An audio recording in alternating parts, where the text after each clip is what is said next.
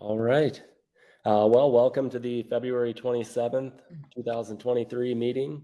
Apologize, I can't be there in person today. Still some lingering cold symptoms, so thought it would be best to stay home. But I'll start off with taking roll call. Apologies, I can't see the room too well from this perspective. So when I call your name, please state your presence or take yourself off mute. Marlene? Present. Chris? Present. Andrew E? David? Present. Nicholas?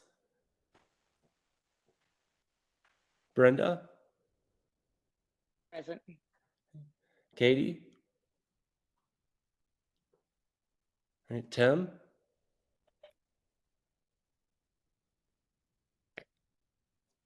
I think I saw Tim on there earlier. Oh, we got one more. Okay, and Danielle? Brad? Present. Andrew M? Present. All right. Great. Moving on to the approval of minutes from January 23rd, 2023 meeting. Did everyone get a chance to look at the meeting minutes? Any questions, comments, corrections? All right. Any objections? All right. So I hereby approve the minutes from the January 23rd, 2023 meeting. Today we have two main agenda items: the community investment strategy, the project update for the pedestrian park in Senior Center Plaza, and the 6-year CIP criteria follow-up. Are there any public comments at this time? Yes, I believe so. All right. For public comment, when recognized, just unmute your microphone or step up to the lectern and state your name and your relationship to the city. Be sure to speak clearly and pause frequently, and try to limit your comments to 5 minutes. Thank you. My name is David Wagoner. I live at 360 Northwest Dogwood Street in Issaquah. I've been a resident and around Issaquah since 1945. So I've been here a while. I'm familiar with this whole process. I sit on one board now, Transportation Advisory Board, and I chaired the Cemetery Board for 8 years, and I was on it for 12. So I know about what to expect in this room. You'll see to my right, the infamous VFW post. Actually, I think there's more people here tonight than there is at a normal meeting. But we're very concerned about a couple of things that's going to take place. So on slide 4 of the slides, you have a box with an arrow pointing to the monument. And one thing I'm quite concerned about is there is a lot of history with the monument that we have in the city of Issaquah. That history dates all the way back to 1947, when our World War II members came home and actually purchased that monument and gave it to the city. It sat on Sunset Way, about where the Eagle is now. Everybody knows where City Hall. It sat there for several years, and then in 1992, it got moved because of the new City Hall and the new library. And it was moved to its present location. I actually have the documents, the receipts for that when it was delivered. There's 19 names on that monument. 4 of those names are from Vietnam. So when the monument first showed up in Issaquah, it did not have 4 names. All those are for Vietnam. All the rest of the names were on the monument carved And they're all for people who lost their lives that were from Issaquah area. The first two were from World War I. The Erickson family lost their son. And the other 13 are from World War II. And then the last 4 are from Vietnam. That is an extremely important monument for us veterans in this city, because it goes back not only for the history of the monument, but all of those veterans who were KIA, killed in action in those wars. They came from families here in Issaquah. And I can honestly sit here and tell you, I know at least 4 of those families.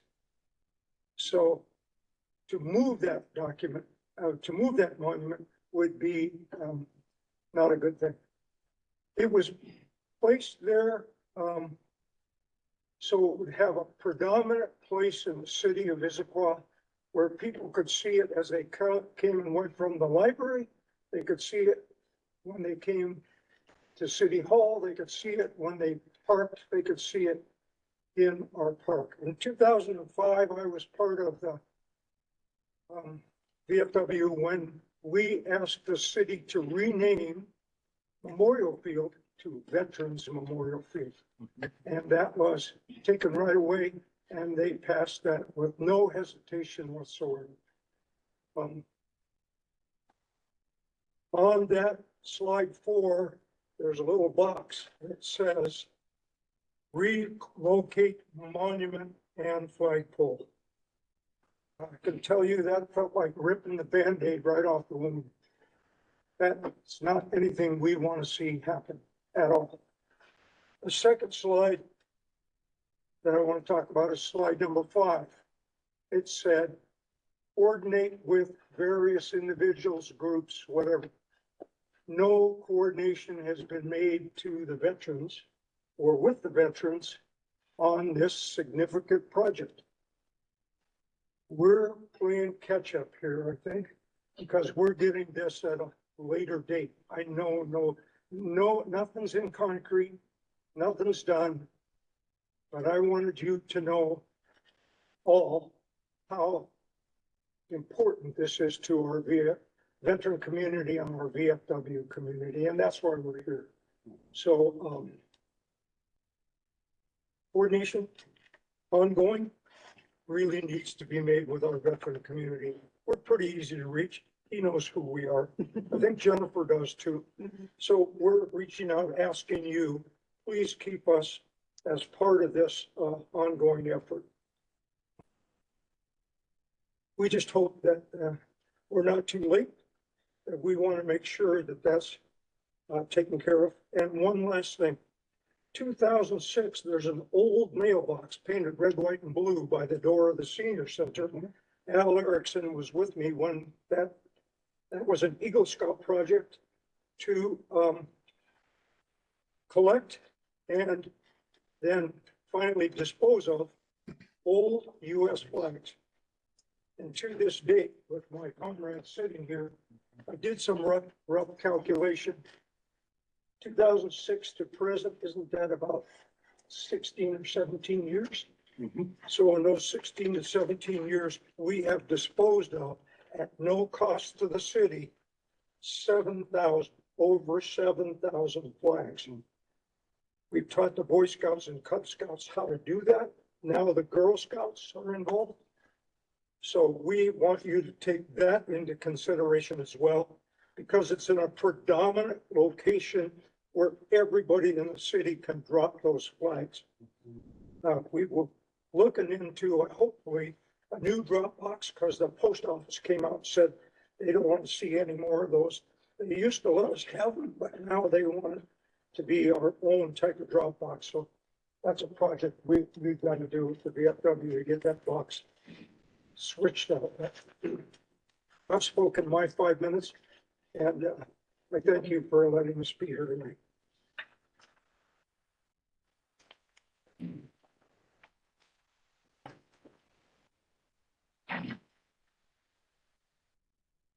My name is Phil Bradfield, also the PFW post 3.36. I've been a resident of Issaquah since 1984, not nearly as long as Dave, but long enough to know the city. I'm also a veteran. I want to just bring up one thing that Dave failed to mention. As you go through the slides, there are multiple names for what this new complex is going to be called. Right now, it's Veterans Memorial Field. That's something that's near and dear to our hearts, something we'd like to see continue, but it's called several other things on other slides. So we'd like some determination on what it's actually going to be called. And I just want to echo everything that Dave said, and for all my colleagues here as well. Thank you.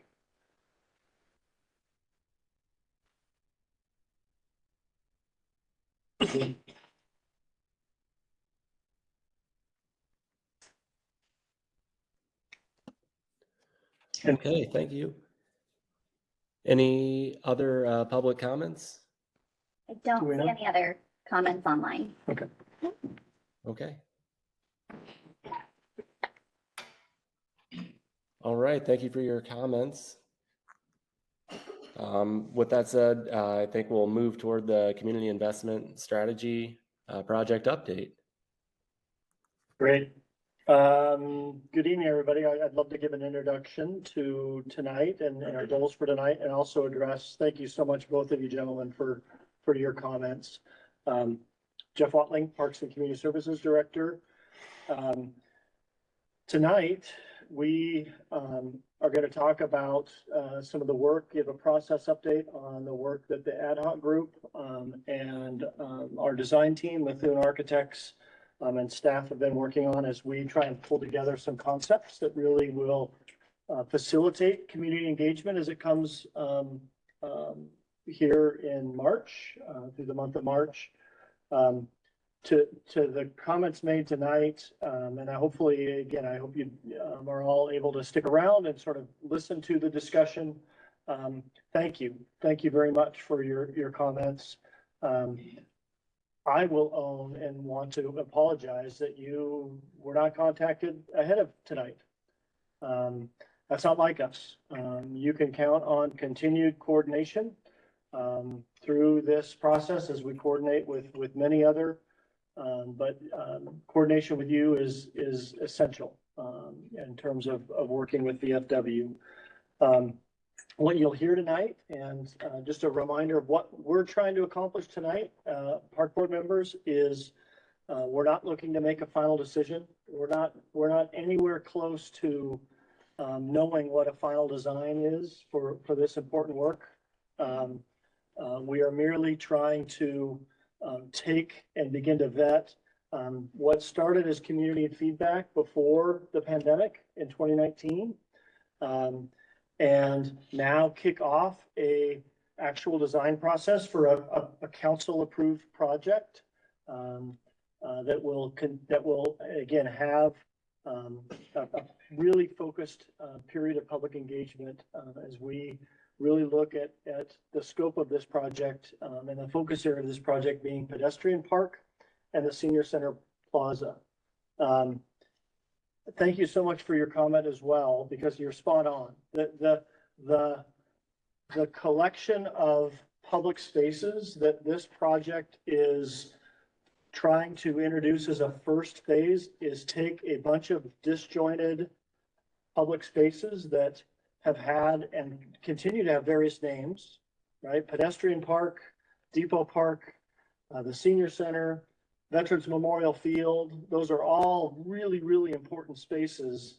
But like the names that have been adopted suggest, they've never really had a strong relationship to one another. Tonight's conversation is not going to be about Veterans Memorial Field. But I think as you'll hear from the design team, as you'll hear from Jennifer, we want to keep in mind as we're looking at these two areas of focus that we want them to be designed in a way that they're going to have a strong, vibrant relationship with Veterans Memorial Field, that they're going to have a strong relationship with these other public spaces. And this really represents a first investment of what hopefully for years to come, decades to come, where there is a a monument, but that monument is part of a cohesive public space that really makes up, in many ways, the heart of Old Town. So enough of my intro. Again, my sincere apologies. I'll turn it over to Jennifer and she'll walk through with Deb and Amelia from Methuen Architects. And again, ad hoc group, thank you for all your work that you've been doing these last several weeks to get us even to this process check. So I really look forward to the conversation and feedback from all of you as park board members.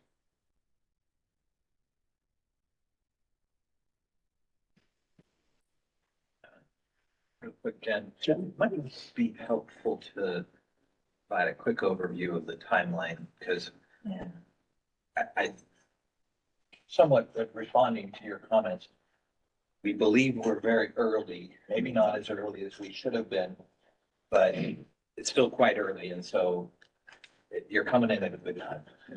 Yeah. Well, yeah, and I think you'll hear through the process that very thing. And it was part of the plan too, very, very shortly after this to be reaching out, so. Yeah, so we're still on the front end of public outreach and on the front end of making any type of final design decisions. And I think you'll hear that tonight. So again, thank you. So glad you're all here. And before I get started on the presentation, if you've added your name to this, I will make sure in the email to add you to our contact list as well. So just to let that be known.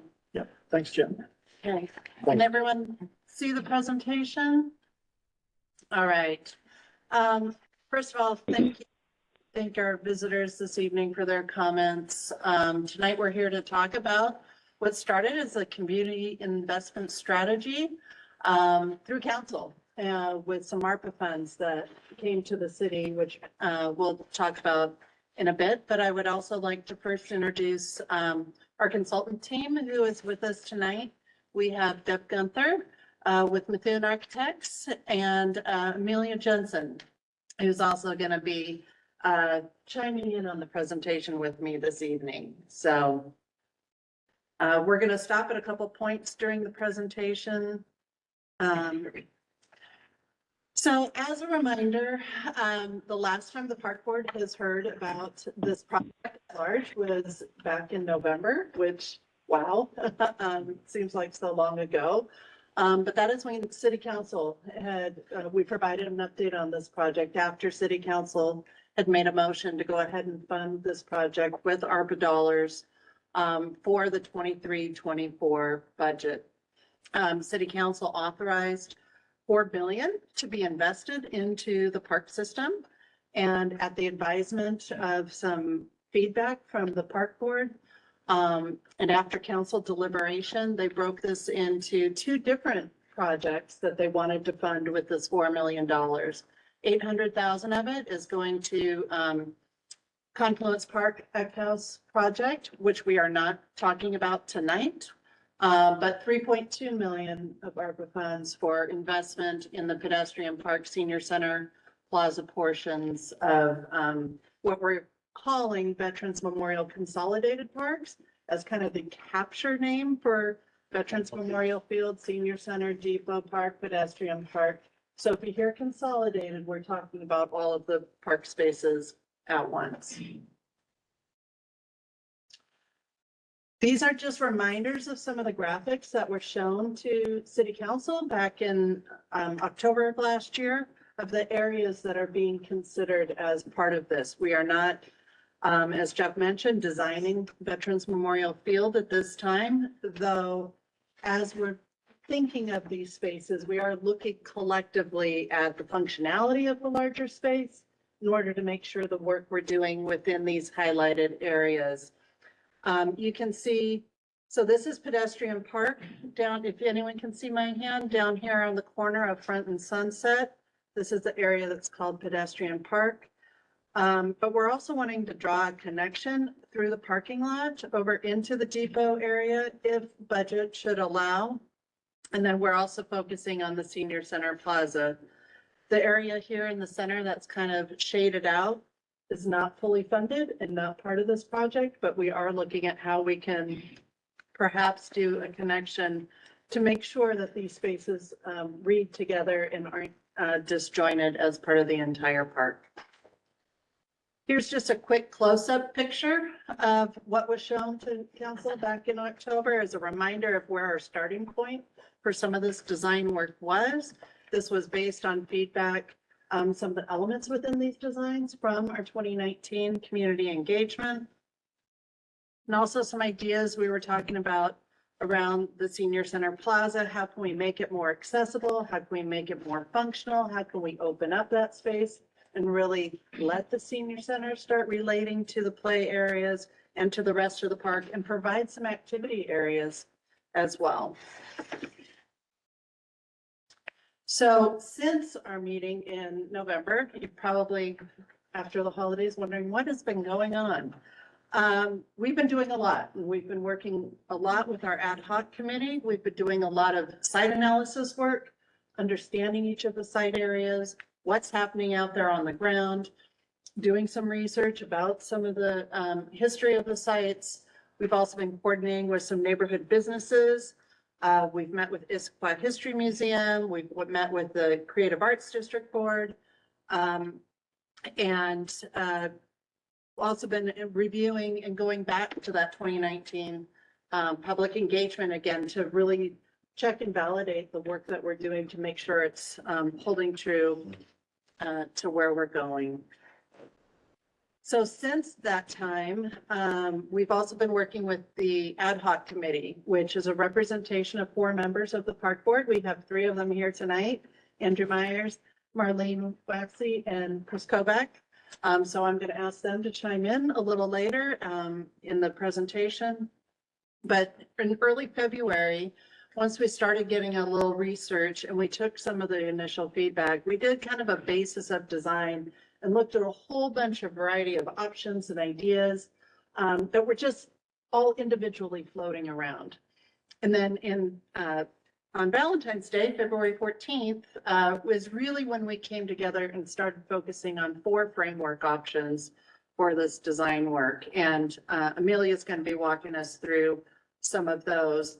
And through that work with the ad hoc committee, looking at some of the pros and cons of each of the different design spaces, we've narrowed this down into 2 preferred concepts that we are going to be taking out to the community for engagement. Again, these are concepts. We want feedback on these, and likely what will eventually be a final product will likely be a combination of elements of both of these designs plus input from the community. So timing is very well for initial engagement. We'll hit some of the project timelines kind of at the end of the presentation and next steps, but for now, I think I'm going to pass it over to Amelia to start walking us through the framework studies. And just let me know when you want me to do next slide, Amelia. Oh, you muted. Oh, hold on. I think, sorry, I think I accidentally muted myself again. I think Deb was actually going to take this first portion, and then I'm going to take over the next section. Yeah, I can jump in here. Thank you. So really great to see everyone. I'm Deb Gunther. I'm a partner and a landscape architect at Methuen. So really great to be with you all tonight. We wanted to just point out in this slide that, as we're looking at 2 specific sites that you heard about, we're also always zooming out and looking at the overall context. And so a lot of the ideas that you see starting to be suggested here came from that 2019 outreach strategy, ideas of, what happens when you get to the end of the Plaza processional and you've walked through Ped Park, you've walked through Depot Park, you've arrived at Senior Center, maybe that there's a strolling loop, for example. That is still something that's being developed, but we want to be thinking about what are the possibilities so that we're not designing something that precludes different options from being, evolving at Veterans Memorial Field. So we're thinking about how the scale changes, zooming in, zooming out, and we're also thinking about how the scale changes from what's shown in pink, which is a little more of a civic scale associated with the Rainier Trail and the City Hall, but also moving across to the neighborhood scale in the purple on the east side. And so on the next slide, you can also see that as we talk about water features tonight, this won't necessarily be the only water feature. And so as we're thinking about the long-term development of the overall park, there might be a series of water features. The other thing that we're thinking about is there might be a series of pavilions. And so as you start to think about what you're looking at, we're always thinking about how can those become part of an experience that you see again elsewhere in the park, and that starts to tie all these disparate pieces that Jeff was talking about into a more cohesive experience. And the next slide is really zooming in on Ped Park. So this is one of the two spaces that we'll be talking more about. This is just the basic conditions that are there today that people have observed and that we've heard from folks about and observed. So the green rectangle are the large cluster of big leaf maples that are out there. There's been a lot of conversation about making sure that sightline to the depot building is visible from the intersection. There's also a lot of conversation around the noise level that's closer to the corner. Obviously, with more traffic, it's a noisier experience. And then wanting to create spaces that encourage people to linger and not just pass through. So right now, it often feels like a pass-through space to folks.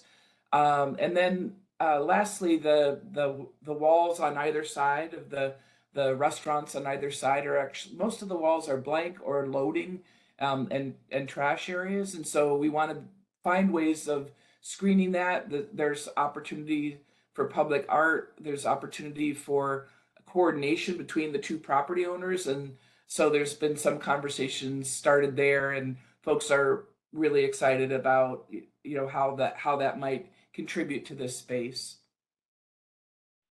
And then up at Senior Center, this is wants to be part of the same set of parts, or part of the same experience. And so really looking at how does that pattern of whatever that pattern is, as we look at the two schemes, that starts to show up at the Senior Center as well, and that the circulation is kind of bringing you into the overall park experience. And then an activity area is shown in pink. And so this is I think an area that we're still evolving, but really interesting opportunity to bring some activities closer to the Senior Center and then also relate them to the field. The pavilion is the thing that we'll talk the most about tonight, and that is an intermediary between the Senior Center and that public space. And one of the interesting things we heard from the ad hoc committee that we took to heart was just thinking about how that pavilion wants to feel very much part of that civic space and not get too close to the Senior Center, so that everyone feels that pavilion is available to them to use. So this is just some idea of thinking about that activity area. It's a pretty narrow space between the building and the trees. So we started looking at both sides of the trees and really thinking about which parts are garden areas, which parts are maybe bocce or sport, some kind of shuffleboard type play area of games, and which parts are seating, and how those relate to the open field area and the paths that go through there. So these are just starting to look at what combinations those elements might play with each other. And Amelia's going to walk us through that first set of 4 framework ideas. Yeah, thanks, Deb. Can everyone hear me okay? Yeah. Yes. Great. So after some of those initial studies, some of that analysis and inventory of the existing spaces, we did a whole bunch of brainstorming. I think we ended up having maybe 15 ideas at some point of how this might play out within these spaces. But these are the 4 framework plans that we brought to your ad hoc committee and that we worked through, working towards the 2 concepts that we're going to share in more detail tonight. But we just wanted to show these because as we've said in the beginning, all of these plans are still very much up in the air and flux. There's lots of ideas, and if there's anything you see in these plans that is really exciting to you, maybe we want to bring that back. So just be thinking about that as we look through all of these options, that these are all still very much up in the air and on the table. So the 4 concepts really spoke to different aspects of Issaquah and how and what we saw was important to people who live in Issaquah and care about this park. So the first concept builds off the idea of glacial erratics. This is something that you may have seen around in some of your parks, these large boulders that were deposited during the last ice age. And so that really speaks to the part of Issaquah that is really about the outdoors and about exploring and about this kind of natural elements. The counterbalance concept really takes those maple trees as a big weight in the space and seeks to offset them with another large weight as a water feature. And this becomes this setup within the space that really creates this meandering path and this really beautiful sort of trail-like experience that you'll see. This is one of the concepts that we're moving forward tonight. The rail fragments is really drawing on Issaquah history and thinking about the rail area. And then the final concept really draws more on the community and the experience of being together. So we can move forward. I'm going to run through these pretty quickly. So like I said, the glacial erratics concept really draws on these large expressive boulders that have a lot of character, a lot of moss, a lot of warmth and moisture. And these boulders would be set in little pools that would be collecting water dripping off the boulders. You can go to the next slide. So you can see here how we'd have a couple of larger and a couple of smaller rocks, for some of them for climbing, some of them for water to be expressed. And then if you go to the next slide, in the evening, some of those pools could be lit from below with some sparkly lights. So you really get this warm, kind of magical, inviting feel from these pools and the boulders. You can go to the next slide. Over at the Senior Center, this concept really translates into a series of raised or lowered planters with associated benches. And the pavilion that's associated with this concept, you could go to the next slide, is it is a response to that same kind of weight, gravity of the glacial erratic boulders, and it's this sort of origami shaped corten steel structure that is really inspired by flowers. And at the base of each, they'd be collecting water and have a little pool of a rain garden at the base. And go to the next concept. So I'll skip through this one very quickly because this is one of the concepts that we'll be speaking about more, but this is the counterbalance concept. We have the maples on the left backside of the space, the water feature on the right side, and we have these beautiful arching jets. And we're moving through this grove of trees and around and through to the rest of the park.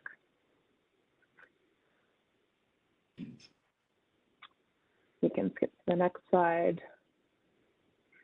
And so this concept is really lit with bollards and under benches and this glow from the water feature. Next slide. And over at the Senior Center, that same sort of counterbalance of moving from one side to the other and having this procession as you move through the space, it's really comfortable flow with these bent benches. Next slide.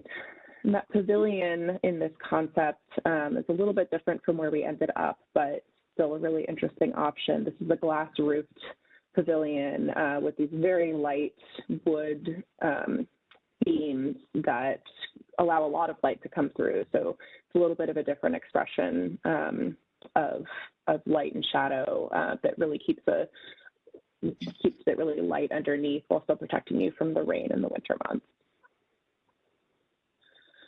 the rail fragments concept really was inspired by Don Fell's art ideas for the Issaquah parks, and these ideas of these found objects like pieces of the old rail line. You can see some of those images in the bottom middle of the inspiration images, and this really led us to these strong individual forms of water underneath a grove of trees that would have water just really pooling at the top, spilling over the sides, creating these little pockets of seating, creating this really comfortable space to be able to have that. The sound of the water as you're sitting at a table, having your lunch, having a conversation with a friend, but that really spoke to the history of the site. You can see in the paving these two really strong lines that move through that emphasize where the old rail line used to be coming through this space, and just creating those little pockets for seating in the shade. So that concept translates over here at the Senior Center with similar bent forms for its seating, and this shelter design that incorporates a bent roof line that really is meant to evoke the foothills around Issaquah and the sort of skyline that you see when you look out from the field. So our last concept, and again, this is one of the ones that we're moving forward, so you'll hear more about it. It's really centered around coming to the table, coming together with your community and creating a really wonderful, unique space to spend time in a way that there is no other place like this in Issaquah. So this concept has a flat, elevated, artificial turf lawn that's nice and green and comfortable, and all months of the year. Really beautiful water feature with these water jets that look like candles and then they're lit at night. So it looks like this beautiful table that's been laid out for the community to gather around. So we have chairs and tables on one side, there's this beautiful lawn on the other side, and these water jets creating this glow and this the sound and this effect of this beautiful table that's set for everyone. So with that, we did have a couple of alternate layouts for this plan. That's always something we can look at again. This would be, like I said, lit from those candles, lit from below the plinth of water, lighting in the trees, and we've got some new visualizations for these as well. Over at the Senior Center, this pavilion is really inspired by the forest and light coming through the canopy in the forest. So we've got these big open openings in the roof of the shelter. These are actually covered in glass, so they would just be letting light through, not water.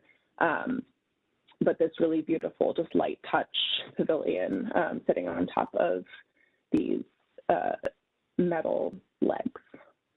So those are the four concepts. We spoke with the ad hoc committee at length about these. We had a lot of really great conversations about what it means to be in Issaquah, what it means to live there, and what's really important to folks. And that's what we prioritize moving forward. So Jen, I'll let you take that away. Great. Thank you, Amelia.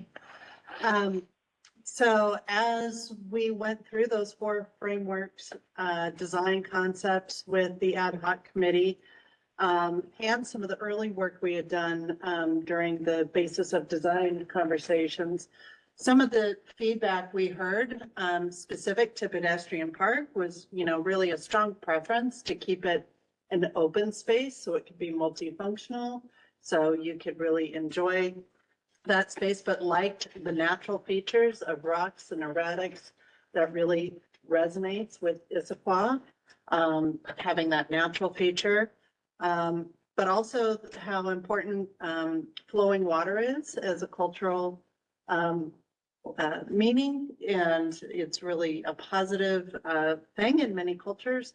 And so that was really interesting for us. Also using light as an attractant.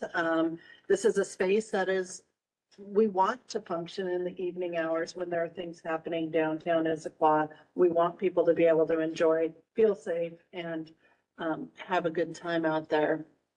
Some of the forms were a little too strong and urban within those spaces for Issaquah, though we compared to like maybe some of downtown Seattle or Chicago areas.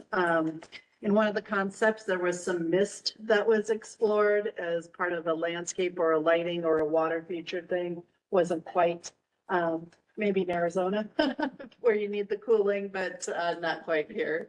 Wasn't working, but really, we explored the gamut of options on these. And really, as we work with the existing trees that are on site, we're going to have to do a health assessment on those trees. And we also really need to be thinking of those trees, since they are so old, what that long-term management is going to be. So as we do work with the arborists, we'll find more out about that. And then when we look over at the senior center, I think one thing that we didn't mention, and for some of our newcomers might be important, is we're also looking at ways to currently open up some of the facade of the senior center right now.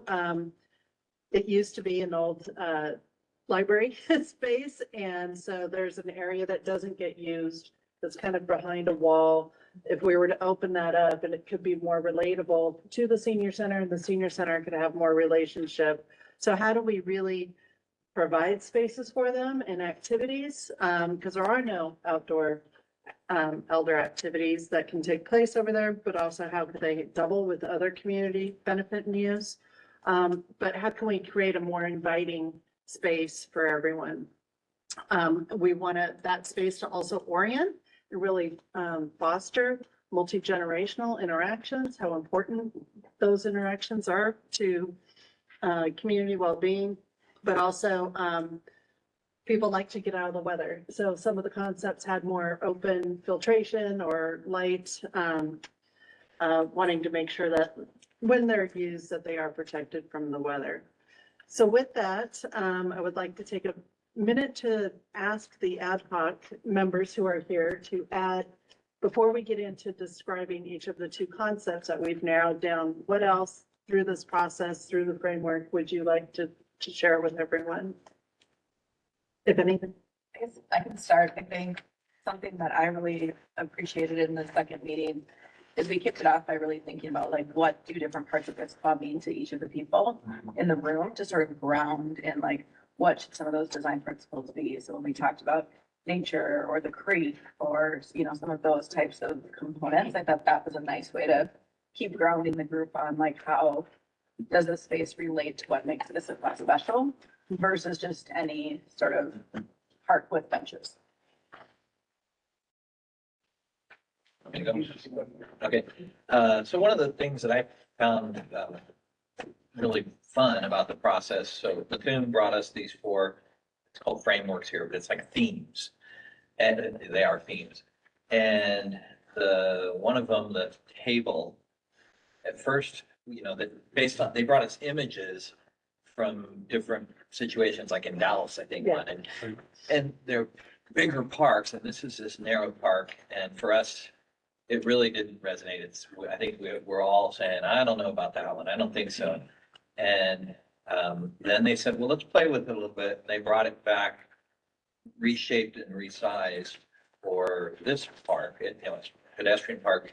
And it was really neat to see how you could take something that was one big shape and resize it. And it became at least a very positive. It may not be the favorite in the end, but it was it was well liked on the second time around. And so it was really fun to explore all the ideas in ways that, I don't do in my daily routine or anything like that. So. Yeah, I think I don't have much to add, but just to build a little bit on this concept of pulling in different aspects of the history and the surroundings, where how do we tie in the natural beauty of Issaquah with the history of the railroad, with the urban environment and all of those things. And there's there's sort of this cross section there of the 80s old library building with the surrounding mountains with more of the modern architecture found in some of the residential area with the old town, like early 1900s downtown. And so thinking about how do you pull all of that together in the central part of town so that all of those pieces feel reflected without it being a hodgepodge. Great. I have one question.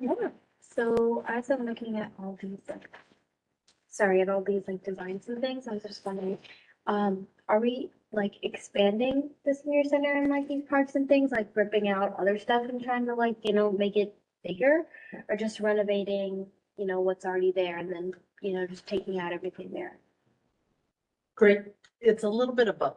So, like in Pedestrian Park, that would be more of a renovation of the existing space. If you've been there, there's like old trellises and there's some weird furniture in there and you can't really see the depot and it feels like a very different space. So that space would be a little bit more of a renovation.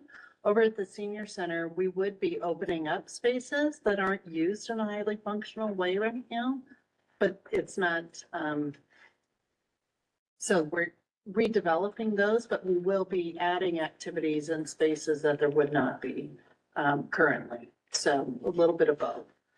Can I add something to that? So, yeah, the senior center itself is not going to be demolished or added to the facility itself. It's more how that facility relates to the park is really a key goal. Rather than the senior center feeling like it's just sort of tucked in a corner, we'd love for this project to really help give that indoor space a relationship to the park. So it's just basically trying to connect, the senior center to pedestrian park and And to Memorial Field, and there to be a better relationship between those public spaces. I just want to add, it's been great getting and hearing the ad hoc group engagement. I so appreciate the ad hoc meeting approach that you, or the ad hoc group approach that you as park board are taking. I think it's really impactful as we work with design team to start formulating concepts. Marlene, thank you for mentioning that question about nature, right? Or not about nature, but about what is it? What are the characteristics? What are the values of Issaquah that we want to sort of carry into this work? We too really like that question. And actually, as we talk about a survey and introducing these two concepts, we're going to start with that question to the community to really pull from our residents. What are those elements that really are important to Issaquah that we want to sort of see resonated through this project? And then for, I think the whole park board, as we're about to see these two concepts, as we're about to really enter in and open up this discussion for all of you, I think an important thing to remember as we're refining from these 4 frameworks down to 2 concepts, we're not trying to drive to 2 perfect concepts that we're going to ask the community, choose this one or that one. Think of this as the opportunity of how do we introduce ideas and in a way test them? What elements of one option do the community seem to like? What elements of another option do the community seem to like, to really help inform what a final might be?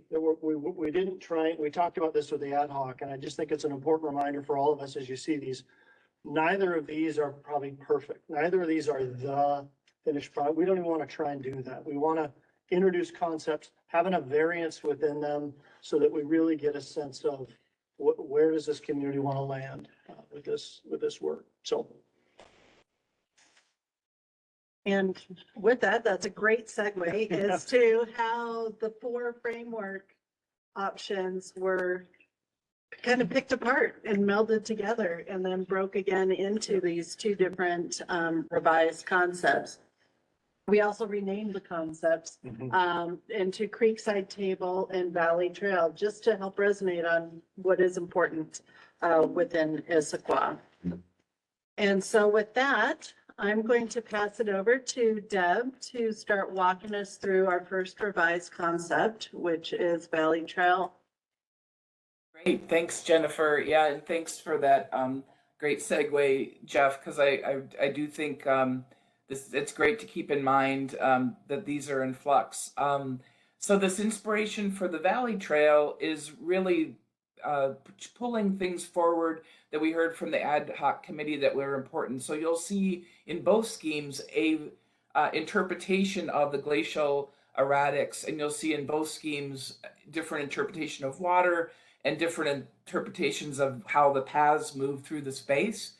In this version, it's about creating this experience of really being on a trail and being exposed to these different parts of being part of that valley. If you go to the next slide, the valley scheme. The valley was what we heard in 2019 was, we live in the mountains and we come down to the valley. And so it was really, both of these schemes are really looking at ways to really accentuate that unique aspect of downtown. So this really shows you that overall framework again. We want to keep in mind that big scale, but we're going to zero in on Ped Park first at the intersection. And so this is a plan view of that Sunset and Front Street are down in the lower left, and then the Depot Park is in the upper right. And so you can see the water feature is really a set of arching water features similar to what you saw in the prior scheme. And here the idea is that you've got a very wide, generous path that you're meandering through this space, and it's quite open. And there's a new bosque of trees, a new kind of set of trees sitting in front of those existing big leaf maples. And you can see here a view looking into that space past the water feature. This is from the corner looking toward Depot Park. And that wall of Jack's Restaurant, in this case, we're saying, what about the potential for a public mural as part of that backdrop? And the plantings in this scheme are really all about the meadows of the valley. So grasses and perennials, lots of seasonal texture, but really kind of focusing on that kind of grassy feeling that the meadows bring. And then if you go to the next slide, we're really looking at from the other side of that same entrance, still looking toward Depot Park, but you're kind of getting the view of the water feature. So it's an opportunity to either, drag your hand along the edge, the arching water, sit on the edge and put your feet in, or just sit in the bistro tables and kind of hear the sounds and the cooling sense of that water. And in the very other end, this is looking back toward the intersection, looking at the big leaf maples on the right that exist there today, and then thinking about ways of screening some of the loading areas of the restaurants. And so in this case, using fencing material to do that in combination with some of the landscape. And then in the next scheme, you get a feeling back out at the intersection, how that night lighting might be visible, and really focusing on the dancing lights of the water movement and that reflectivity against the backdrop of the grasses, and then uplighting the big leaf maples. So in the senior center, that's fine. That's great to go to the senior center. So at the senior center, you can see the kind of plan view here. The benches continue, the paving kind of patterns continue, so you're in a similar space. And I wanted to point out, because I really appreciated the comments from the VFW folks, and thanks so much for taking the time to come and share those stories, because it really hits when you hear those personal stories. And I think in all of these schemes, you can see the island of where the memorial and the flagpole are remains, and that it's not something that that has to go. And so I think as we learn more about this work, I think that's definitely really appreciate again the hearing that story, and very meaningful. And so I think you'll see in both schemes that the island isn't changing there. And then the pavilion, well, and in fact, I wanted to point out that some of the ADA spaces are actually being shifted in this parking lot so that you can have a little more space actually that would add to that experience at the memorial and the flagpole, and becomes the drop off for the senior center. So there's more spaces that people can drive in, drop off, and then continue on to the ADA spaces. And then go to the next slide. I think Amelia did a great job of describing this particular pavilion. This is looking to the east, and just the idea of this undulating form that starts to look like the foothills. And in the next image, you can kind of see some of the materials. The edge is a Corten steel, which is a rust color, kind of brick color, which goes with the senior center. The steel posts in this case, and the underside is wood, and then glass skylights that let light through into the space. And then another view then looking back toward Depot Park. And then you get a feeling for what some of those might look like in the actual built precedents down below. And then the other scheme is about the Creekside Table. So again, inspired by the hatchery, for example, and really that sort of connection with community through the experience of the salmon returning and the hatchery experience, and then places to gather with everyone around the table. So that was really the driving inspiration there. And so in this scheme, you see the overall, and then we're out here at Ped Park again. This scheme, instead of the one big wide path, we have a couple of paths. So one that's sort of tucked in on the left-hand side, a little narrower, and then one that gives really a straight shot to Depot Park. And so and then you can see the water feature, which is really an interpretation of the glacial erratic. And so that's a rough-hewn rock that Amelia described that is sometimes water and sometimes planted. And so, but one continuous interpretation of that glacial erratic that's about the height of a table. And so you can see that here. The bistro tables are on one side.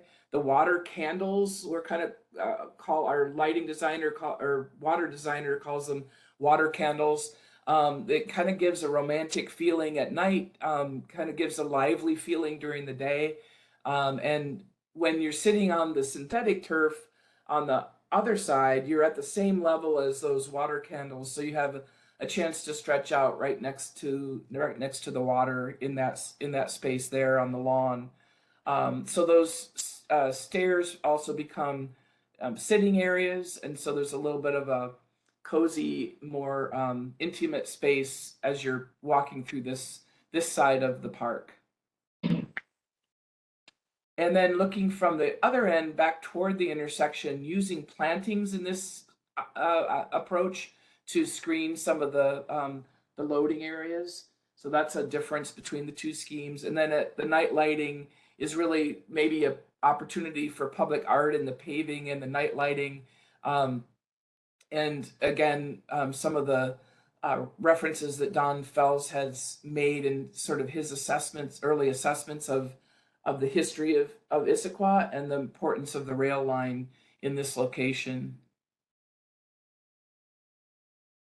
And then in the senior center in this scheme, again, picking up on some of the same seating patterns, bench patterns.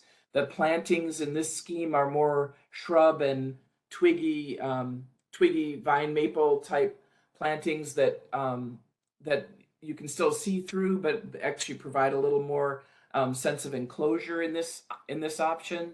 And then the pavilion is reflecting the idea of more of a garden trellis. So it's a more wood structure with some glass coverings of those openings.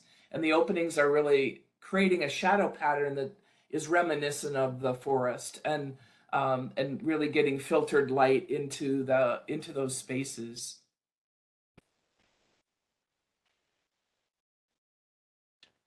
So I think those are the two schemes that we have to share with you. I think it would be great to hear any comments. And oh, what I didn't mention, I'm going to mention one, retroactively mention in the first scheme, the glacial erratic interpretation is a picnic boulder that you may not have seen. It was a little bit in the middle ground.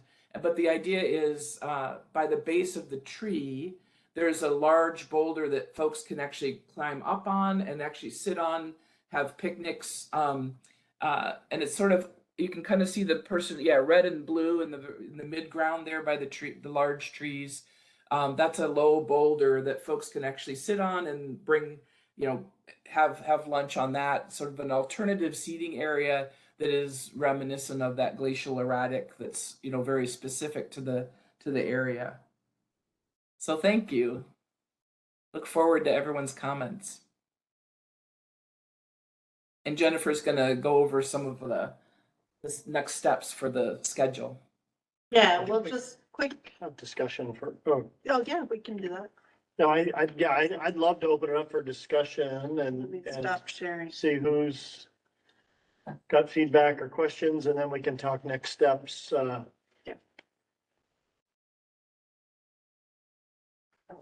So Zach, you want to facilitate? I'm on mute. Okay, there we go. Brad, I think I saw your hand up. Yeah, thanks, Zach. Boy, a lot of good stuff, Deb. Thanks for sharing all that and all the hard work that the ad hoc has done. I really like a lot of it, and so be interesting to see how this evolves. Love the water features. My only concern would be maintenance, something for parks to address, and be interested to hear the maintenance challenges relating to water features. But I'm really a big fan of water features. Love the night lighting. Really another, especially for Ped Park, really a good option. One thing, I guess, cautionary comment would be to scale on some of the visual images, because I think that the space reflected in your images for Pedestrian Park, the reality is that's a lot narrower than what your images seem to suggest. And so some of those images might be a little deceiving in terms of what you can create there. And so I guess one of my suggestions would be, as you get down to the wire on this, to really put it to scale, to really show visually what that could look like in reality rather than a dream. Because some of those visuals as a go through there are beautiful, but I just don't think that that's to scale. And so I would be reluctant to say that that's reality. You know, one of the other things, and you've commented on it a number of times, this is really all, in my opinion, all about trying to keep the theme close to an old town design concept. I think, and this is commented on there, you know, an urban design, which some of this looks a little like, I think would be outstanding for some of the Green Necklace along Gilman Boulevard as that gets developed, because there's going to be a lot in the future. There's going to be a lot, you know, high-rise buildings, a lot more new development. So I think some of the imagery might be more appropriate for the Green Necklace in that area. Whereas in Old Town, it's all about history, the rail, veterans. You know, that veteran, you know, I don't know what's been explored in terms of veterans history or Veterans Field, but there's a substantial history to Veterans Memorial Field. And to be able to somehow bring that into the theme, you know, I think would be a good suggestion. So in any event, you know, to me, it's Old Town, it's history, it's salmon, a lot different than the urban look for the Green Necklace over by Gilman. I've said enough. Thank you. Thanks, Brad.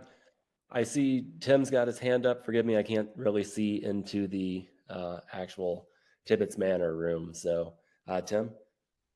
Thank you. Yeah, it's beautiful designs. A lot of work's gone into it. A lot of great ideas. I love the trying to blend in the, the real sense of Issaquah, the mountains and the water and the natural features. So, big round of applause for that. A couple of things that came up for me, Brad actually touched on, which is like the pedestrian park area. I really wonder if you have that rather large water feature there called a counterbalance, how much actual space is there for people to walk through there? Because it's a fairly narrow space. And if you have one or two people walking through like they were shown in the designs, that's fine. But if you have a crowded weekend with things happening in downtown Issaquah and there's a substantial number of people going through there, I just wonder if that's not creating a choke point where it's not intentional, but you may be creating a real choke point for people trying to walk through. So that's one thought. And a lot of it goes back to Brad's suggestions about making it really to scale so we can kind of see what that looks like. Along the lines of blending in the old and the new, I thought that bringing in sort of the boulders and the streams and the trail were great, but some of the water features looked very modern, with just a very modern feel. And I just sort of felt a little bit of disconnect between the sort of a very modernistic water feature with kind of a bouldery trail mountain type sense that you're trying to establish. Again, it's hard to tell from the pictures. These are just thoughts that came up. Again, Brad really kind of touched on some things that were coming up for me. One was around maintenance. What's the projected annual maintenance for either of these designs? Has that been looked at?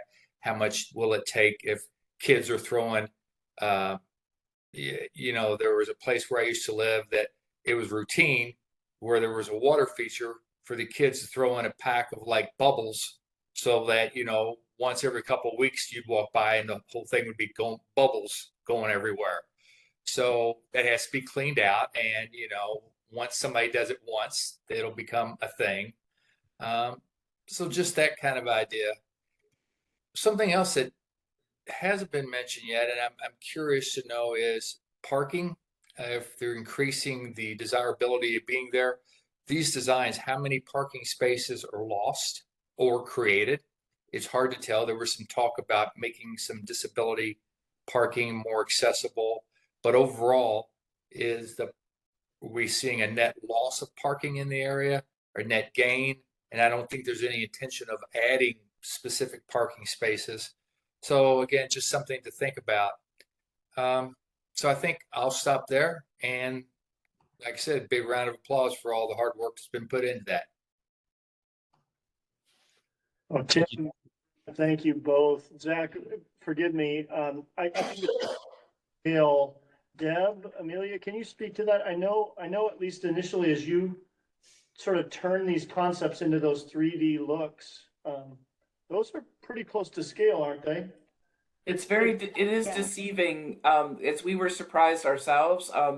I think that when it's about 60 to 70 feet, we still need to do the survey work, but this is coming from, scaling off of aerial photos, I think. Is that right, Amelia? So we've actually, we're scaling both off of aerial photos, but also GIS data. So we have that data. We know that these drawings actually are to scale. And as Deb said, I think all of us, the ad hoc committee, parks, all the design team, we were all really surprised. And I think it really speaks to the existing pedestrian park and really how all of you know who've walked through it, how dark and kind of narrow and closed off it feels from the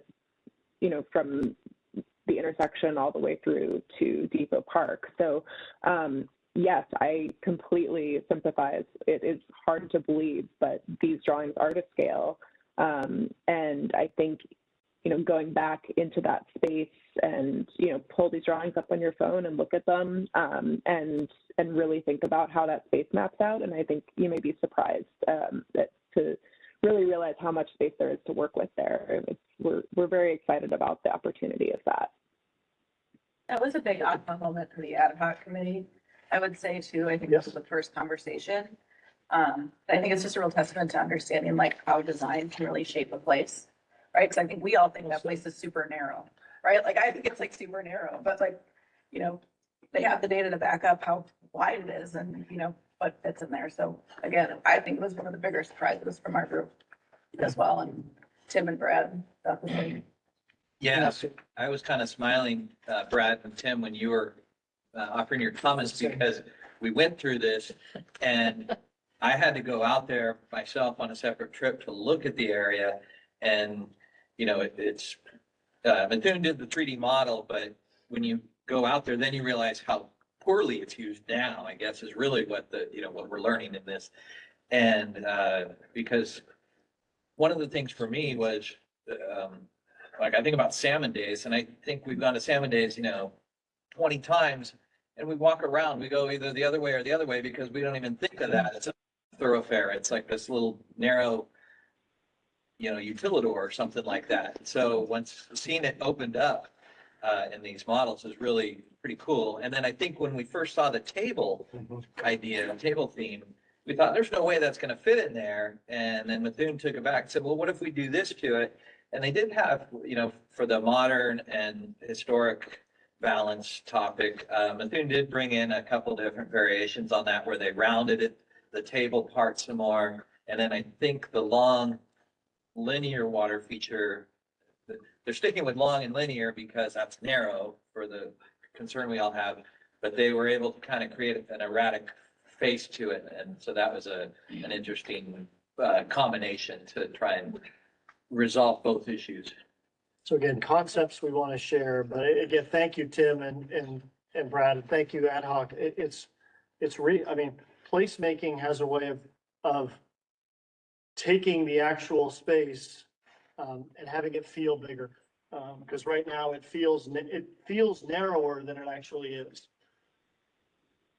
and to the point of adding more natural features to some of these elements, you just mentioned it, you know, creating on the, and we spoke to the Methuen about this, is how do we integrate natural features or color of rock or stone, you know, into the bottom of the water features or on the face of a water feature, or how do we get those erratics in there? So even though there may be some modern elements, we're still trying to figure out ways to soften it and bring in those natural elements. I also want to add to the Old Town design. As we go through our permitting process, there are going to be Old Town design standards, which are already adopted, that we will be having to implement when we pick out some of our features, whether it's lighting or whether it's colors, things like that, that we will have to go through the design process or through the permitting process. So those have not all been 100% vetted because we are still in early concept stage, but we will be, as we refine the design, we will be honing in on some of those as well. How long would it take to, like, you know, renovate something like this? Oh. You're getting I think David has a comment Yes, and then. if you don't mind, I'll hold that question. Okay. Yeah, so I agree. Said, I just wanted to make a couple of quick points. Thank you, ad hoc committee, for the meeting as well. The first point I wanted to make is, yes, we have concepts and these are great. I love them, both of them. They all have their pros and cons. But we also have to think about designing for what this park will be in 25 years or 50 years. We don't want to go back to the drawing board to be like, this thing looks dated, right? That's the worst thing you can do. You walk into high schools and you see high schools like, yep, this was built in the 70s, you know, like that kind of thing. So that's one point I would like to make. The second one is, I know we concentrate because I'm looking at the pedestrian park area. It's called Pedestrian Park. And I noticed in these designs that we have a wide avenue through these things. And I kind of want to get away from the idea that it's a pedestrian park, right? So maybe, I'm not saying you should have a zigzag pattern or anything like that, but it seems like the thoroughfare is really the concentration here. If we really want it as a gathering space, as places where people meet, let's not try to say, okay, this is just something to walk, right? So again, it's the idea that let's not even think of it as pedestrian park. It's another park. And so would you design a park round up like this? Or would you still do it with a big thoroughfare, right? So those are just my main 2 points. So balance, its current thought is just being a pass through. How do we make it also a Yeah. place to linger? Right. Yeah.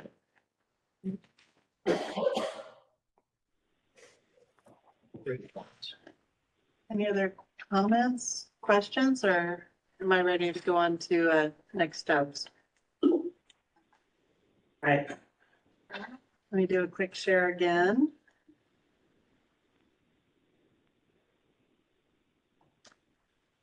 Whoops, sorry. So as far as next steps with the project, this Wednesday, we're gonna be giving the senior center an update on this project, likely going through the same presentation. So just giving an opportunity to have some one-on-one conversations and then on the 6th through the 19th of this month, we will be doing an online survey. We're going to be asking about 8-ish questions with an opportunity to provide some feedback, and you'll be seeing a lot of the same graphics and those questions that you were in this presentation tonight. No new surprises there. And on the 7th, we are going to be having an open house where really we can spend a little more time conversing about all of these. The survey will be live. But having some one-on-one conversations, presentation.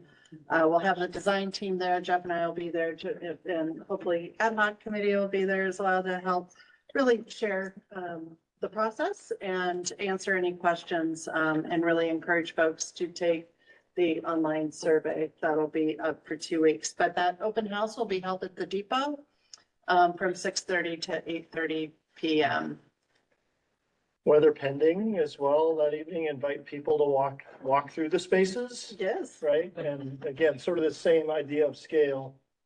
Start seeing those spaces a little bit differently. Again, with this open house being on the front end of that survey, so, making sure anyone who attends that realizes they don't need to give this, that open house isn't their only time for comment. It's really come learn about it, walk it, experience it, and then give us feedback on a survey. Yeah. So these are just our immediate next steps that are coming up. I'm going to actually jump to the project schedule, skip a slide real quick. So this is the same schedule that we had shown back when we had been to council. As you can see, we're starting to check off a few steps through this process. And right now we are in that design phase, and we're hoping to really try and take these 2 concepts, get enough feedback from the community that we can hone in on one preferred design that we can then send out to the community and say, hey, did we get this right? And then start working on our construction documents. To get to your question about timeline and how long does it take?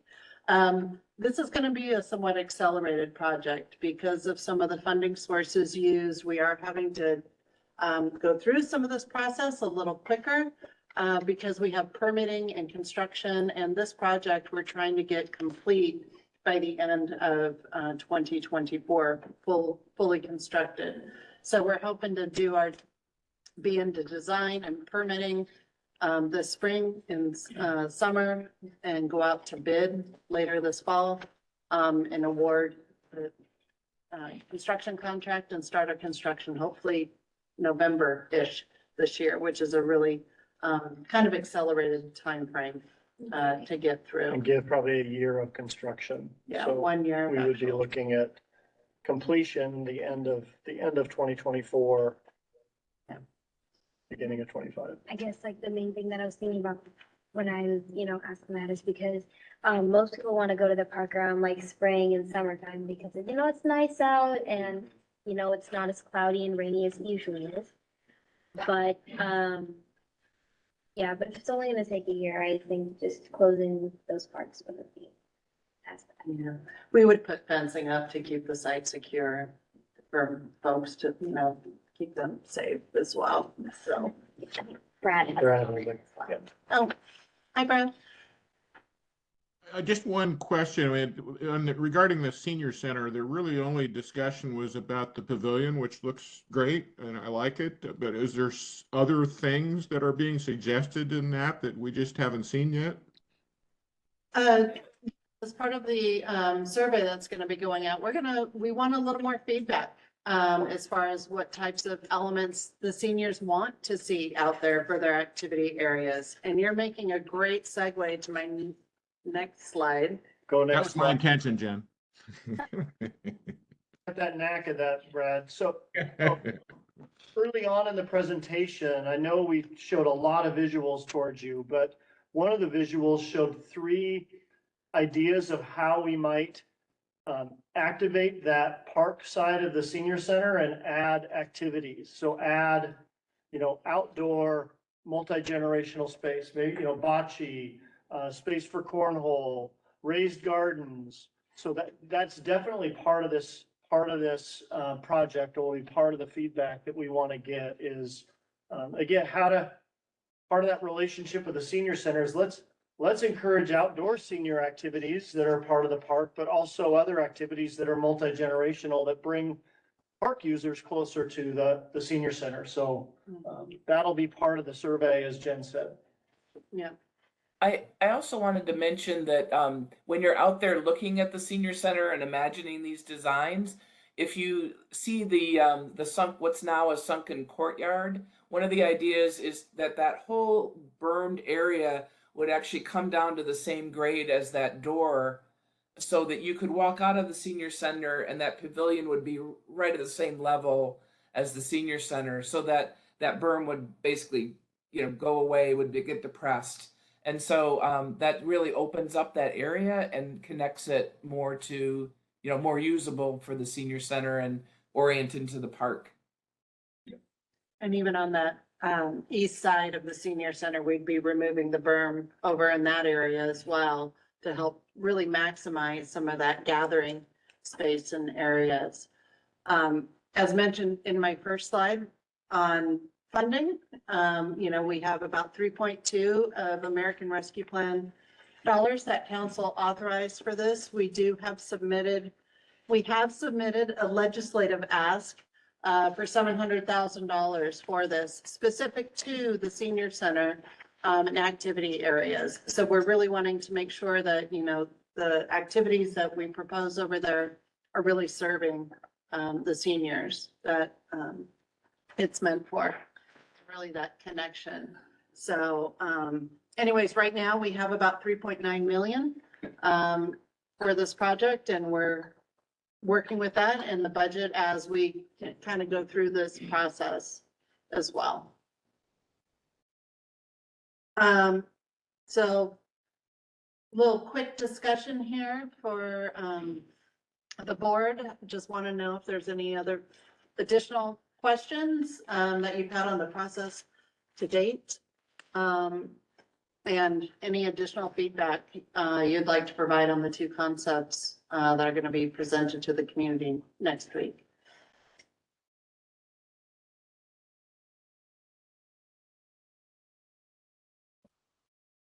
Tim? Just unmute you, Tim. Sorry, a bit clunky. There you go. Thank you. I'm glad my wife doesn't have that kind of control. So the thing that I was thinking that in my mind I was trying to do, and it might be a good thing to do as you go forward at some point, is with the 2 different designs, put sort of like the high level views of them side by side to each other. So, because when I was looking at one, I kept trying to think what the other one looked like. And just a suggestion at some point, that might be a useful way to present it so people can really kind of compare and contrast. That's all. Thank you. When we do the survey, we will be stacking some of the images so they're easily compared when asked. Great. Yeah. Good suggestion. And then Brad, I see your hand is also up. Thanks. I like both of the Valley Trail and the Creekside Table. I guess I'd like to throw out a suggestion that you could potentially merge them together in some fashion. I mean, I think that there's good pros to both concepts, and to just say that it's one or the other, it doesn't maybe have to be that. It could maybe be a merging of the two. Thanks. As we go through. Yeah, we still have ample flexibility for that very thing, yeah. Yeah, to really let the community feedback really help inform what resonates with either or neither, both, et cetera. Along those Yep, lines, yep, please. I was thinking about some of the community public comments from a couple weeks ago. I can't remember exactly what the topic was, but this idea of survey. And it sounds like there's going to be a survey going out, and curious if we might get a chance to speak into that or review it or provide feedback on what's going to be in the survey and what we hope to get out of it. 'Cause it sounds like there's been some controversy around surveys in the past, and if there's anything we can learn there about crafting this one. Yeah, a difference of opinions as always exists with a survey. Yeah. Yeah, no, it's all good. It's all good. Yeah, our hope in terms of getting that survey out here right at the, in the next week or two. As Jen said, we could certainly run the questions by the ad hoc group and get a quick thumbnail on how the questions are framed. I think what you'll hear is similar to our really trying to reflect the same discussion we had with the ad hoc group, right? And sort of starting with that question, what elements, what themes of Issaquah are most important to you? And then really introducing these two concepts, these two refinements, and really going through a series of questions on what elements do you like in each one? What elements don't you like in each one?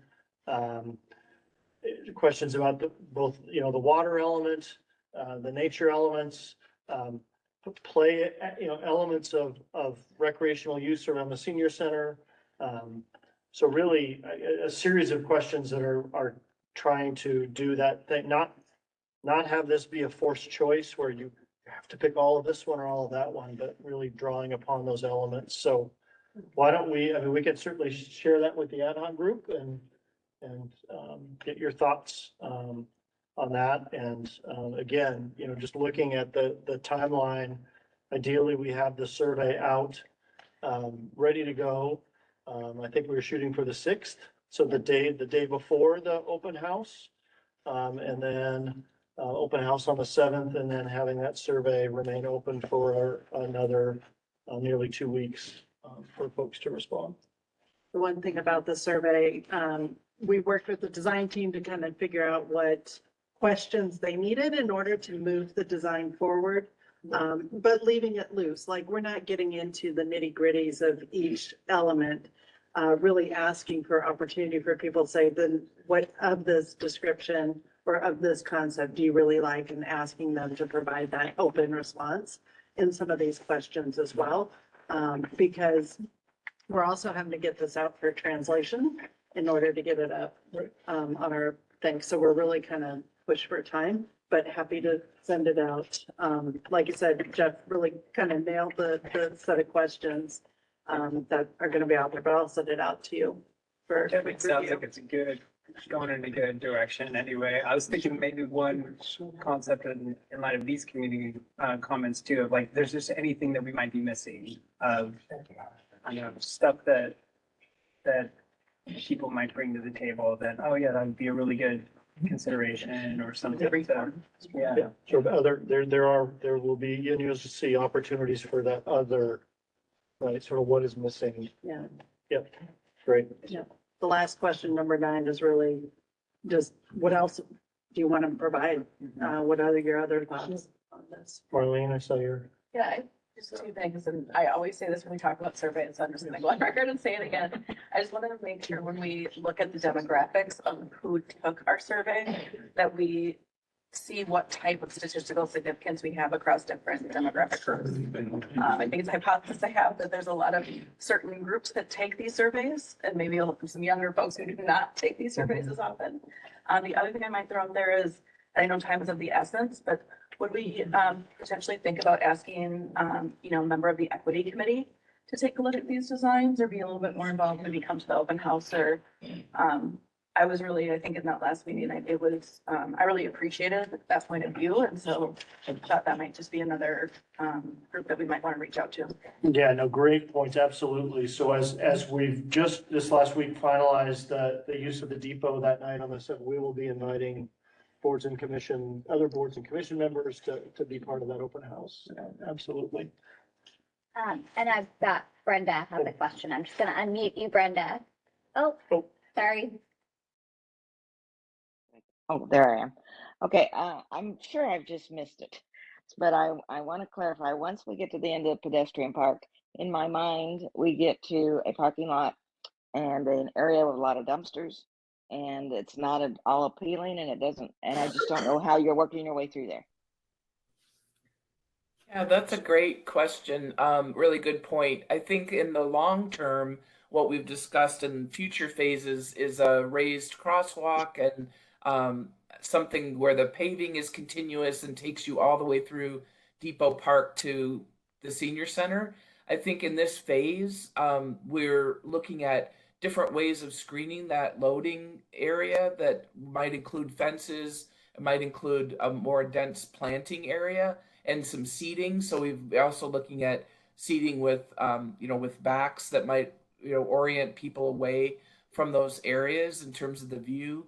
But I think that is one of the design challenges that we're going to want to make sure we're addressing. So thanks for bringing that up. Right, and I'm thrilled with the crosswalk or having something to go over the parking lot. But for now, before we get it, what is you get them to the end of this and they have their baby carriages and children and dogs in hand. Are they to walk across the street, and how are they to get to the depot? I think there are curb ramps there now, so you can wheel your stroller, and there's accessibility through there. I think that's a good wayfinding aspect too, just to keep in mind, so people are comfortable crossing there, but it is accessible. Yeah, and I just wanted to add, we are studying still the possibility of if in this phase it's not possible to do a raised tabletop crosswalk, at least doing some type of street painting or some other type of treatment that's really going to enhance that crossing, so it's very clear to folks driving through the parking area that this is an important crossing, and so that it's clear to folks crossing where is the appropriate place to cross.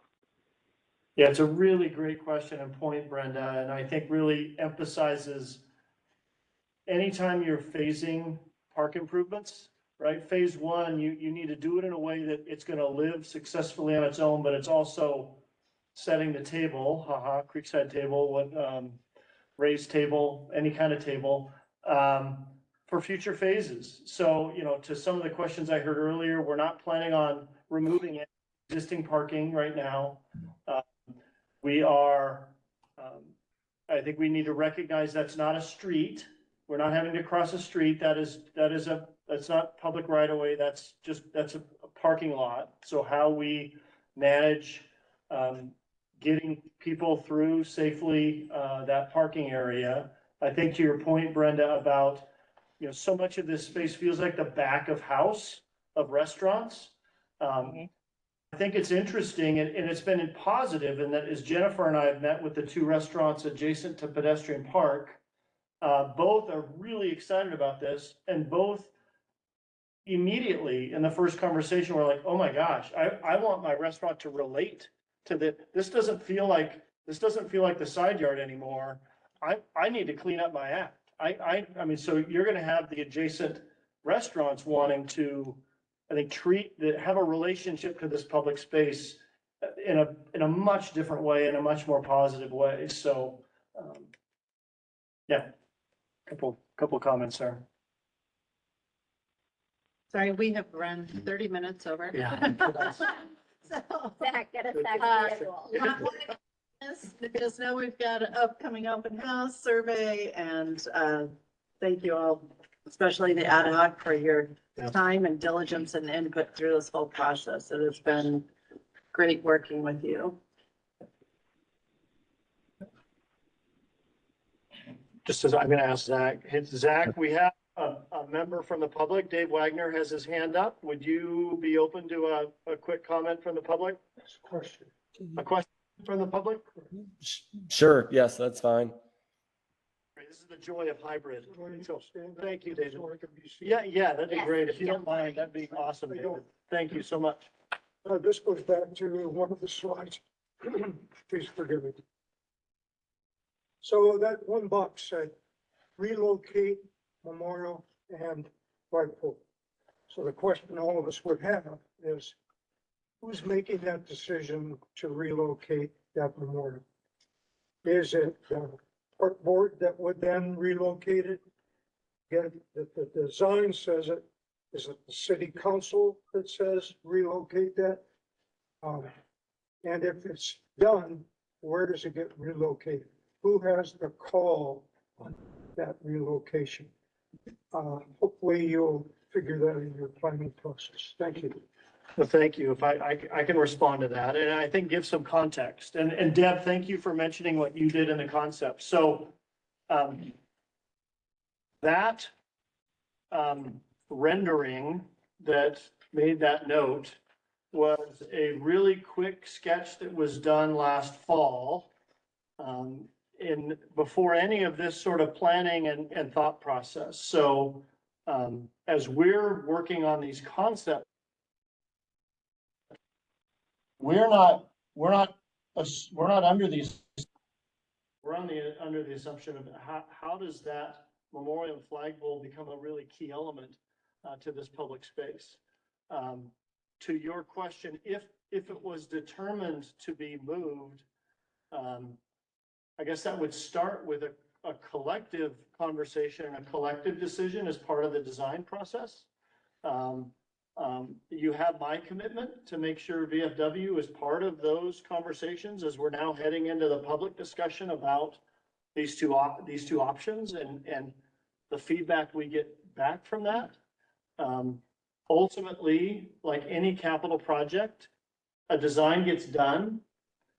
That design, the only way that project gets awarded is it goes back to city council to award it to construct, right? So there's multiple decision points in any single element of a park design like this, much like a decision of keeping a memorial there or not. But again, to emphasize super early conceptual that again was probably really premature in making that point in the fall when we were talking with council, but now as we're into design options, I think all of those design options that you saw tonight that we talked about have the ability to have the memorial and the flagpole stay right where it is.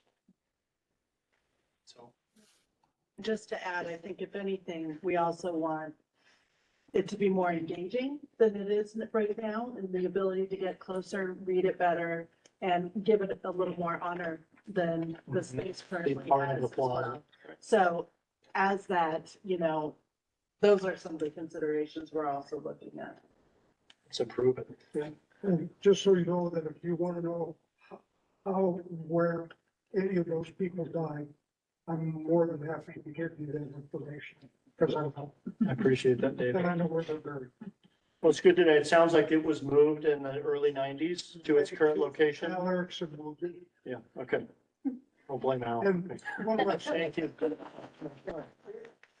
Past our bedtime, so would it be okay if we left and didn't hear the next part of the Babe, information? please, you do not, yeah, please. Thank you so much for coming Thank you tonight. for coming. Yeah.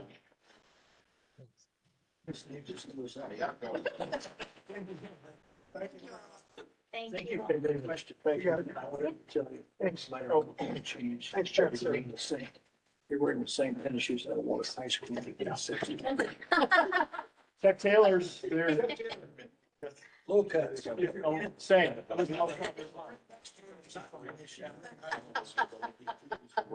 Ladies and gentlemen, thank you very much.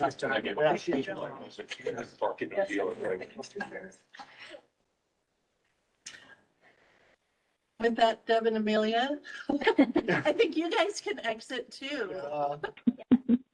Well, thank you all. It's been such a pleasure. Great We're to really talk with looking you. forward to having more conversations. See you Thank later. you. Bye. Hey, Bye. Zach. Yes.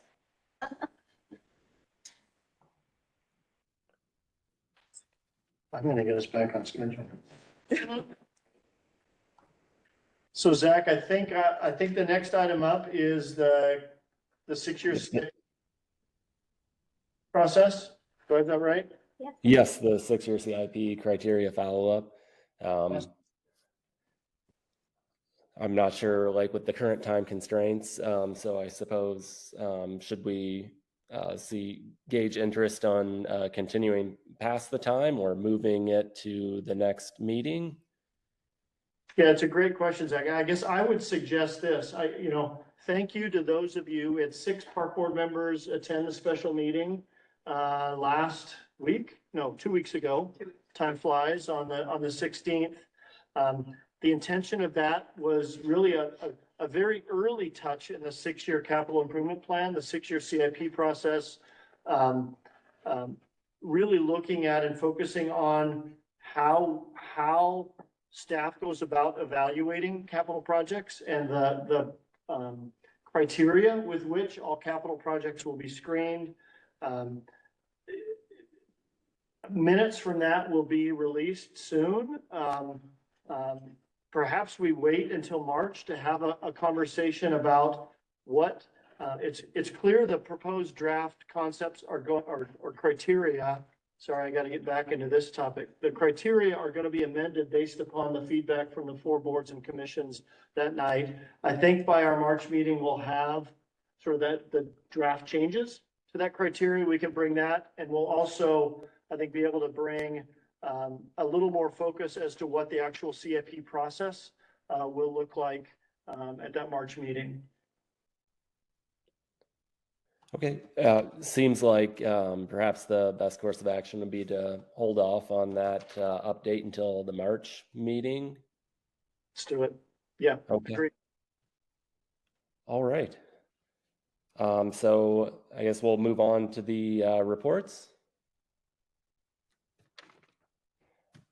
So we'll start with my chairperson report. So I have 3 things. All right. So Washington Conservation Crew are in Issaquah for a 7-week partnership with the city. In the first week, planted 963 native trees, 244 native plants, and removed 7,200 square feet of invasive plants from 5 different parks.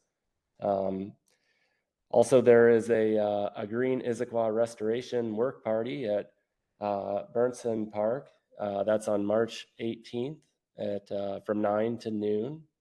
And on the city newsletter, there's a soil and water stewardship program opportunity.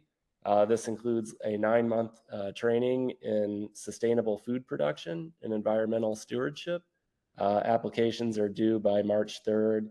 And that's on the TILT website. So if anyone's interested in that, I know they'll be having a hybrid of in-person and on specific locations as well.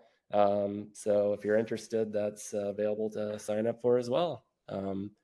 So moving on to the Youth Advisory Board update.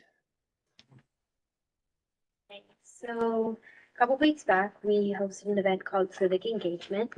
I don't know if the previous 2 reps who came talked about this or not, but we did not attend the event, but we heard that it went really well. They had speakers coming from all over, come talk about how ways people who are not in the Youth Advisory Board can come, still engage in, community-related things and events as such. That's it for civic engagement. And we actually have an upcoming event. I think it's next Friday. It's Harry Potter night, and we've talked about it before. We just have like a bunch of like Harry Potter related stations for our kids, 1st to 5th grade. Just like a couple hours with us at the community center. Do like arts and crafts, like games, stuff like that. So Quidditch will be played in the community center gym. If I'm not mistaken. Yeah. variant. Next, there's another event which is being formed called State of Mind.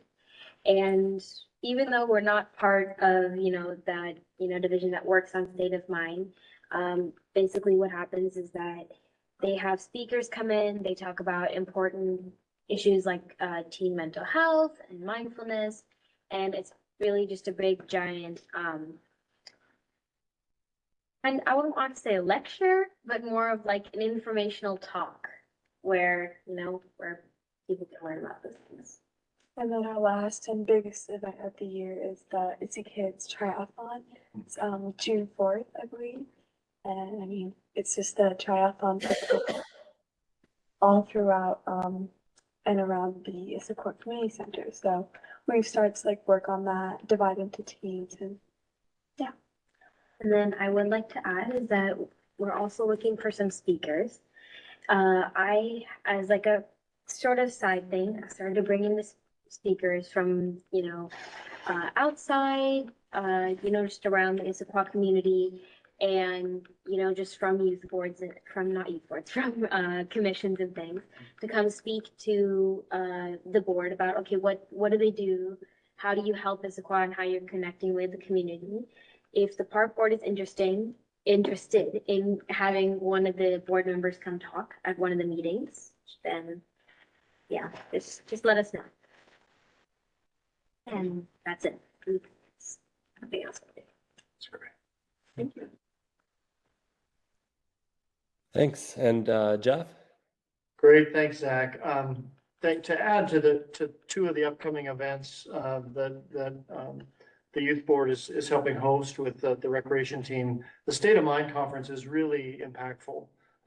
If I'm not mistaken, that's invitation for both students and parents, and really the entire community is invited to attend this event. It's something that's been done for a number of years, typically really well attended. And I think, as we all know, coming out of a global pandemic, mental health amongst our teens is a really, really important, timely topic. I do remember last year they did host this online.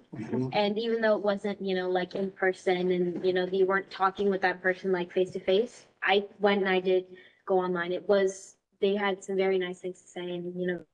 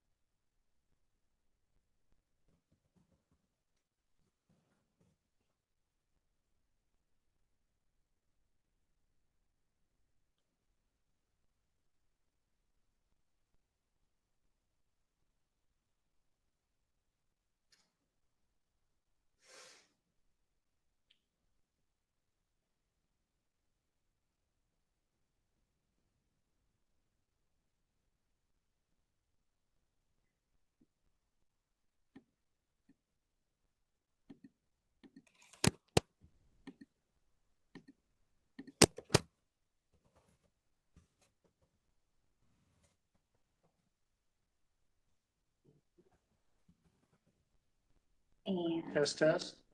I think video too. It's just us. Hi. Get this eventually. There we go. Okay, and can you all hear us? Test, audio. Okay. Yes, okay, thanks. Sorry. We had a computer crash. We had a computer go down. Yeah. It's all good. Thank you for sharing. Yes. Still recording. We're good. So we're Still recording. Yep. So State of Mind is important for people and laptops. No, so thank you for just the importance of that, conference. And then the Issaquah Triathlon has really turned into quite an event. Hundreds of participants. So a really fun day. I'll make sure as park board members to send you a reminder. And if you want to spend an hour on a Saturday morning getting inspired, come check out the community center that morning. As for my report, a couple of quick updates. Now that we've got a little battery life left in the laptop. Jen mentioned this earlier. So the other community investment project at Confluence Park, the Eck House, that work has been being done in earnest as well. More in terms of continued site analysis and structural analysis of the building. We should be at a point with the consultant team where we're really much better informed as to the state and condition of the current house and understand options that we have before us. I think I mentioned earlier in one of our meetings, we've already engaged the King County Historic Preservation group. They're circled into this desire and interest we have in how do we activate that building and that space, and also take opportunity to celebrate its history and weave history into a workable, functional amenity within the park. So plan on that being a March topic at our next park board meeting. You'll note as in this agenda, as well as all future agendas, under the park director report, you're going to notice an attachment there when you get the agenda. That is, as I mentioned earlier, just the working calendar that we are sort of weaving into our work plan. That will be a calendar you'll see that will evolve throughout the year as we get a tighter idea of when and where projects are in certain points for key conversations at our future park board meetings. Another quick update, a couple months back, Amy Dukes joined us, the work that the Art Commission is doing on the Northwest Troll Hunt.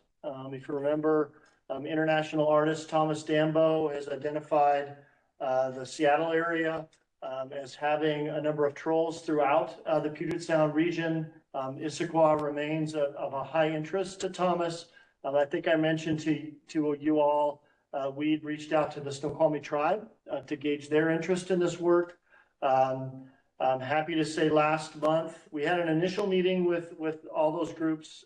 Thomas Dambo came earlier in February to visit a number of sites, including Issaquah. We hosted Thomas, some members, some artists from the Snoqualmie tribe joined in that brainstorming session.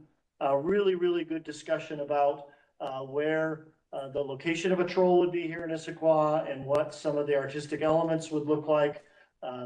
Thomas is back in his home country now, but we look forward to in the coming weeks getting a little better sense of some concepts as they're again working that through with the Art Commission. But as that's probably going to be located in one of our public parks, I'll be sure to keep you all as park board informed in that really exciting work. A lot of support, a lot of interest from a lot of different community groups, as well as the tribe, and just what that piece could look like this summer. Another quick update, one of our staff hires this year is an urban forest supervisor. I'm happy to report that we have an offer and an acceptance from a candidate. I'm not ready to announce the name yet, but we are really, really excited and should have that urban forest supervisor on board here towards the end of March. I think March 20th right now is the start date. So hopefully at our March meeting, we'll have a staff introduction. And I know the park operations team, our park maintenance team is really excited about adding that element and that skill set to our department team. So really excited. As you know, on our work plan is not only really initiating the city's first urban forest management plan. The supervisor will help lead that effort, but also taking that long-awaited, needed review and look at our Heritage Street program. So thank you. I know a number of you at our last meeting have volunteered to serve on an ad hoc group for urban forestry. So as that position comes on board, that group will probably be ready to get started here in April or May with a series of some meetings. More to come there. Lastly, exciting news. I know you all love to meet so much. We do have another special meeting opportunity in March. The Environmental Board would like to have a joint meeting with the Park Board. The primary purpose for this is the King County Flood Control District. If you're familiar with King County, part of Willard Water Resource Land Management Department has a floodplain management group. They've been doing some research and analysis on Issaquah Creek that they want to come and provide a little bit more of a detailed report to. And so March 16th, Thursday, March 16th, a joint meeting has been confirmed. I hope most or all of you are able to attend that meeting. It will probably be a mix of in-person and virtual options. So Hasanti, thank you. I know you'll be sending out a whole date has already been sent out, but we got confirmation that that meeting is really real. Also be a chance. I know the Environmental Board's interested in getting some updates on a couple of our park projects that I think I'll be providing an update on that night as well. So 16th, mark your calendars. And that's it for me. And now the 7th, right? What's that? The 7th is another meeting, right? That's the open house. Yeah, the 7th is an open house. Again, not all of you are, that won't be an official park board meeting, but as park board members, certainly would love to have you be there. Is there any considerations there in terms of, or the critical mass concept? Good question. Yeah, we probably don't want everybody to go. If that's not to say if more than 5 of you are there, just don't go around together. You're there as residents, right? It's not an official meeting, and we will not be doing any official park board business that night. No, it's discussion only. Yeah. That I think. Question about the trolls. Yes. At your convenience, probably not tonight because we're out of time, would you be willing to provide us with a little bit of, I guess, guidance and perspective on this? So it sounds like it's a really cool idea, but a part of it is some mystery or maybe absence of mapping, or, like how much should we, how much is to be revealed and how much is part of the fun and the mystery of it? Like there's a troll somewhere in Issaquah, but doesn't happen to be mapped, or we know exactly where it is. Yeah, great point. I think as we learn more from the artist as to what this hunt will look like, I do think as it gets more, and I don't think it'll be necessarily oh my gosh, we need to keep it, a secret. Public meeting anyways, but. Oh, yeah. I think it's known, right, that we are looking at and trying to identify the right place. I think the artist will, just the location itself is, again, not meant to be shrouded in mystery, but I think spending time with the artist a couple of weeks ago, I think it's more about the whimsy of, even though it's gonna be known where it is, how can it entail some sort of a walk into nature to get to it? It's not something designed to be experienced from your car, right? How big is this troll? The troll could be anywhere from. It varies based on the location and what he's inspired by in the story, but generally fairly large. 10 to 20 feet. Yeah. That's what's kind of like, Yeah. that's sizable. No. Not a garden, no. Not something you'll miss. It's bigger than a Like, garden. I mean, big 20-foot Yes. timber constructions. Right. Yeah. So Thank you for that, Chris. The park board should hide like on the homes for another. So we're not gonna really be in there. Yeah. So that's it for me. Thanks, Zach. All right, thanks, Jeff. Any other announcements? All right, well, next meeting will be March 27th. So everybody have a great evening. Thank you. Big thanks to our IT expert and troubleshooter. Yes. You handled that Absolutely. It was like under a minute. Good night, all. Thanks. And Jen, you can just stop the recording on the bottom. I think you have access to that. Yes, it was very cool under pressure. Yeah. That was like, yes.